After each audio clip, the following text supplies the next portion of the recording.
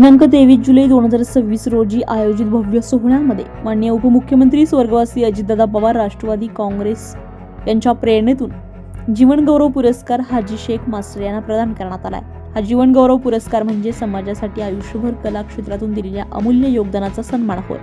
नाशिकचे लाडके कलाकार हाजी रज्जाकभाई शेख मास्टर यांनी ब्रास बँड क्षेत्रामध्ये आपल्या सुमधुर सॅक्सोफोन वादन, ट्रम्पेट वादन, क्लारनेट वादन तसेच गायन या कलेतून महाराष्ट्रामध्ये वेगळा ठसा उमटवलाय।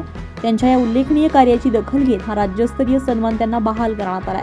हा मानाचा जीवन गौरव पुरस्कार महाराष्ट्रात पहिल्यांदाच देण्यात आलाय।